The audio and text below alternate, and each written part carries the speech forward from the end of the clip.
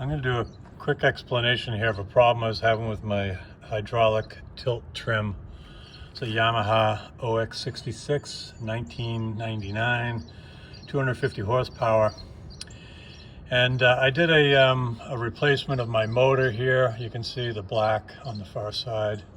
And I had some water in the system, and I took the whole thing off the back of the boat and kind of flushed it out and cleaned it and drained it and, you know, sprayed it with carb cleaner and all that stuff.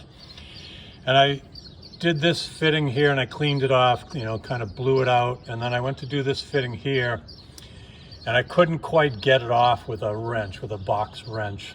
And I thought, you know, I cracked the seal on it and I maybe turned it about, you know, 1/5 of a turn, and I realized I was going to start rounding the edges, and I said, you know what, I'm not going to take this thing all the way off. It's just going to cause me a problem. So I tried to tighten it back up with the box wrench, and I started again stripping the edges on it, on the edge of the nut. It's a 10 millimeter, by the way. And anyway, long story short, I was weeping oil out of it. I basically broke the seal, and I wasn't getting that compression fitting to go all the way back in and press that thing tight. So I tried backing it out again. I mean, it was a real difficult job to get it so that I could get access to this tube. So what I want to point out is that, you know, the box wrench ends up hitting the side of this other cylinder, the fill cylinder. And if you've been trying to do this, then you know exactly what I'm talking about while you're watching the video. But what you can do is you can drag this thing forward a little bit. You know, you can put some pressure on it. You drop the hydraulic arm down with the motor and pull it out. And then what I do is I put this, you know, rubber mallet in the back in there, just enough to kind of secure it in place. And that pops it out far enough so that you can get a wrench on it. Now the next thing is that I want to point out is that I had to use, you know, a crowfoot wrench, 10 millimeter on a swivel as well.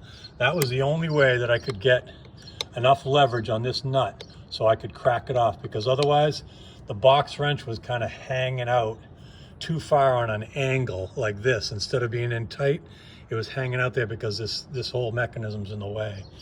So in any case, I just want to report that that's the tool for the job, and it took, you know, a lot of finding of a metric one near my area. And anyway, long story short, able to get it off, and then I cleaned the threads off. You can see those threads are really clean. I talked to the guys at 5 Star Marine down in Florida, and or I think they're in Florida. In any case, I talked to him and I asked if I needed to put any goop or anything on the threads.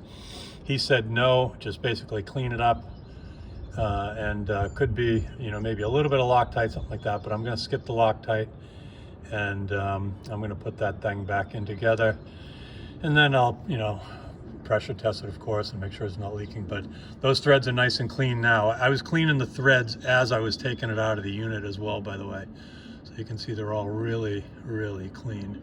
A little bit of goop right there, I'll clean that right off before I put it back in. But in any case, the crowfoot wrench on an extension with a swivel is basically the way to go, 10 millimeter. So there you go. That's a big job for, you know, for an actually really small job.